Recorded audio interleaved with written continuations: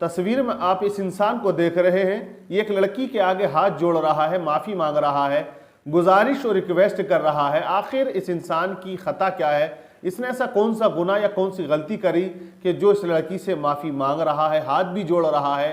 तो मैं बताऊं आपको, इस इंसान की गलती और ख़ता ये है कि ये इस बदनसीब लड़की का सगा बाप है।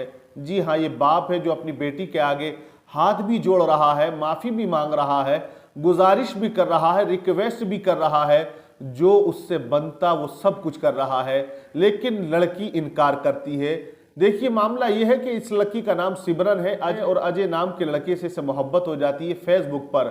4 साल से ये मोहब्बत चल रही थी। आखिरकार उस मोहब्बत ने सरहदों को तोड़ा और लड़की लड़के के पास चली जाती है, शादी के लिए राजी हो जाती है, अपने बाप के खिलाफ गवाही दे देती है और अपने घर वालों के साथ जाने से इनकार कर देती है। आखिर ये वही मजबूर बाप है जिसने बड़ी मेहनत से, लगन से, मशक्क़त से इसको पढ़ाया था और बड़े अच्छे ख्वाब इसके देखे थे कि इसको दुल्हन बना के अपने घर से रुखसत करूंगा। लेकिन इस लड़की ने अपने बाप की आरजुओं पर, तमन्नाओं पर, ख्वाहिशों पर पानी फेर दिया और कलंकित कर दिया एक बाप की मोहब्बत को।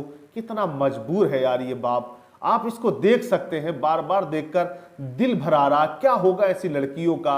आप वहीं पर तस्वीर में इस इंसान को भी देखें। इसका नाम सुहेल है और ये निक्की यादव इस लड़की से प्यार करता था। 5 साल लिव इन रिलेशनशिप में रहे, कमरे पे रहते थे, खूब घूमते थे, मोहब्बत करते थे, शादियों के वादे करता था, चांद तारे दिखाता था, ताजमहल बनाने की बातें करता था। लड़की अपने घर वालों से छुप छुपा के इसके रिलेशन में रह रही थी। लेकिन इसी निक्की यादव के आशिक ने, महबूब ने, जो चांद तारे लाने की बात करता था, ताजमहल बनाने की बात करता था, इसको टुकड़े करके फ्रिज में भर दिया। अगले दिन जाके शादी कर लेता है। यानी 5 साल तक जिसका इस्तेमाल करता रहा, गुनाह करता रहा, जिस लड़की के साथ खिलवाड़ करता रहा, उसको धोखा देता है, प्लस मारता है, फ्रिज में भर देता है। पता नहीं कौन सा फैशन आज चल गया मार के फ्रिज में भरने का। फ्रिज तो बनाया था किसी और काम के लिए, लेकिन लाशों के लिए इस्तेमाल हो रहा। ताज्जुब की बात है। तो ऐसे लोगों को बहुत सख्त सजा मिलनी चाहिए। मैं तो गवर्नमेंट से गुजारिश करता हूं कि ऐसी सजा ऐसे लड़कों को मिलनी चाहिए ताकि कोई और लड़का ऐसी हरकत या ऐसा काम ना कर सके।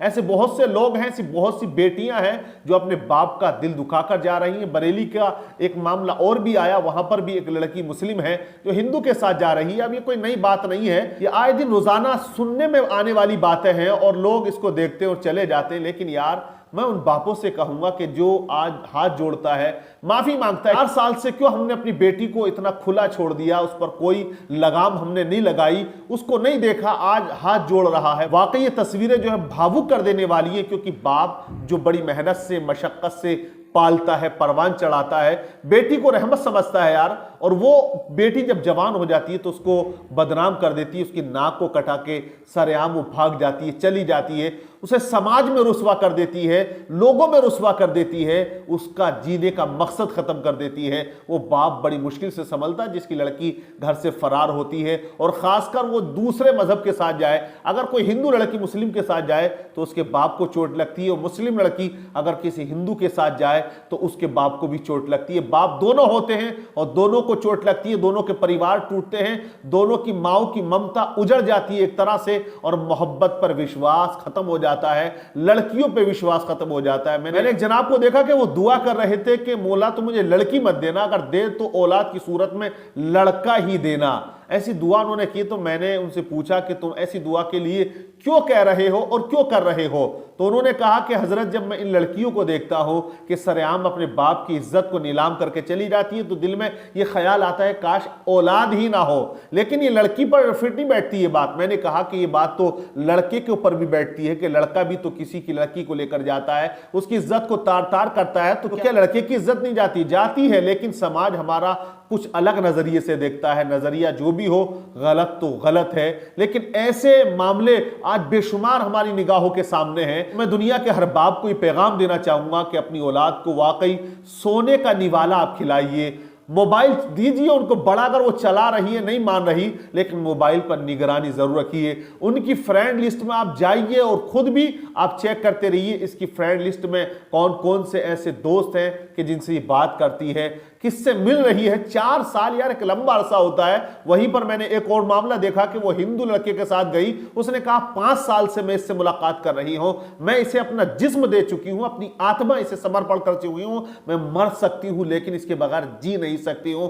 क्या है ये सब वो मोहब्बत है जो जिस्म की भूख मिटाती है, ख्वाहिश को पूरा करती है। और ये ख्वाहिश ऐसी होती है जिसके लिए इंसान अंधा हो जाता है, ना बाप देखता है ना मां देखता है, सबको फरामोश कर देता है। लेकिन चंद महीनों के बाद वो मोहब्बत जो चढ़ती है ना परवान, उसका भूत उतरता है और निक्की की सूरत में रिजल्ट निकल के आता है, श्रद्धा की सूरत में रिजल्ट निकल के आता है। जैसे कि उसने अरबाज नाम के लड़के ने मर्डर किया या साहिल ने किया, दोनों नाम के तो मुस्लिम है, मैं मानता हूं ये मुस्लिम नाम के हैं, लेकिन ये इस्लाम की तालीमात से आशना नहीं थे, वाबस्ता नहीं थे। ये बिल्कुल अनपढ़ गवार जाहिल लड़के हैं। हैवानियत से इनका ताल्लुक है, इस्लाम से और मुसलमानों से कोई ताल्लुक नहीं, नाम रखने से कोई मुसलमान नहीं होता है। तो बहरहाल ऐसी बहुत सी लड़कियां हैं। तो मैं सवाल करना चाहता हूं उन लड़कियों से, क्या तुम्हें अपने बाप की वो मोहब्बत याद नहीं आती कि जब मई के महीने में सब लोग पंखे की हवा में बैठकर आराम करते हैं, वो बाप अपनी बेटी के